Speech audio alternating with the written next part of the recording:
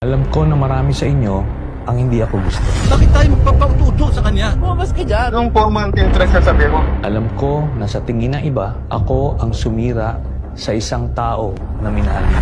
Sampalin ko siya sa publiko. Ngayon na. Isang pinuno na binigyan ninyo ng tiwala. I am now your enemy and you have to be out. Kaya't hindi ako narito para makipagtalo. Hindi ako narito para ipilit ang sarili ko sa inyo. Narito ako dahil sa bayan natin.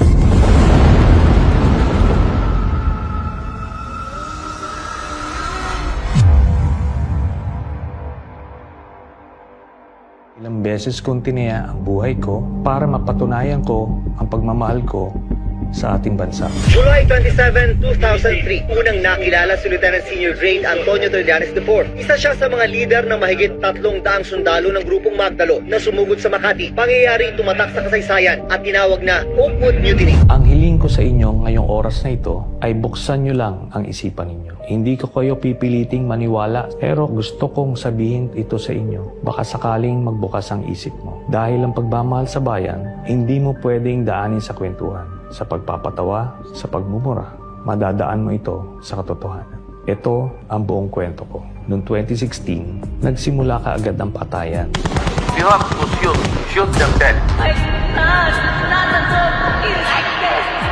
Kami noon sa Senado, sa oposisyon, iniisip namin ano ito nangyayari. Hihinto ba ito? Kaso araw-araw, daan-daan ang namamatay. Naaalarma kami dahil bilang miyembro ng Senado, ang katungkulan namin ay pumuna ng mga kamailian na nakikita natin sa ating lipunan. Naghain kami ng resolusyon, hindi po ito panggugulo. Ito po ay isang checks and balance ng ating sistema na para siguraduhin na walang maglalabis ng poder sa iba't ibang sangay ng gobyerno. Si Sergeant Arturo Las Cañas ay isa sa mga leader ng Davao Death Squad. Nagmamatigas nun at dinidinay niya lahat ng mga paratang sa kanya. Namatay din ito sa Davao City. Your Honor, I think I'm not in a position to answer, Your Honor. During the investigation, lumabas po si Mr. Edgar Matubato. Siya ay isang original member ng Davao Death Squad simula pa noong 1989 or 1990 at kung saan dinitalye niya kung paano nagsimula yung Davao Death Squad, sino-sino yung mga pinuno nito, paano sila na-organisa, paano sila pumapatay, hanggang nung umalis siya nung mga 2011 or 2012 dahil napagbintangan siya na siya ay pumatay sa isang personalidad. Dahil sa bintang na ito, si Edgar Matubato ay tumakas papuntang Maynila at nag-walk-in siya sa Department of Justice noong 2014. Bakit po nandito kayo? Para malaman ng taong bayan ang ginawa namin sa Davao City.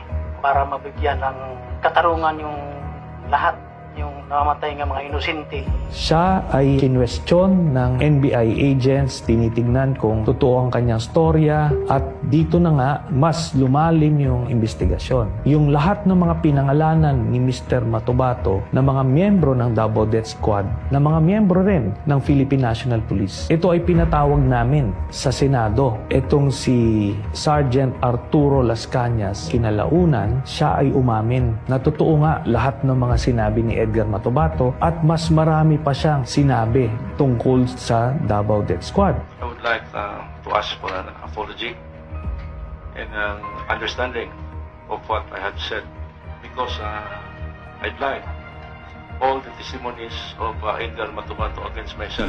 Sila talaga ang nag-organisa ng Davao Death Squad under Mayor Rodrigo Duterte. At ang mga sinalaysay nila Edgar Matubato at Arturo Las Cañas ang mga naging basihan ng unang communication na naisampa sa International Criminal Court. Ito ay nung panahon na naging miyembro tayo ng ICC noong November of 2011 hanggang March of 2019. Si Arturo Las Cañas, masasabi ko na meron siyang photographic memory. Kaya nung siya ay in-interview na ng ICC investigators, isang linggo siyang na cross-examine. Sinubukan talaga, balibalik ta rin yung kanyang testimonya, pero pare-parehas ang lumabas na mga detalye. Ilang mga specific cases ng murder ang isinama niya sa kanyang 186-page affidavit kung sino yung mga miyembro ng hit squad, sino yung nag-drive ng getaway vehicle,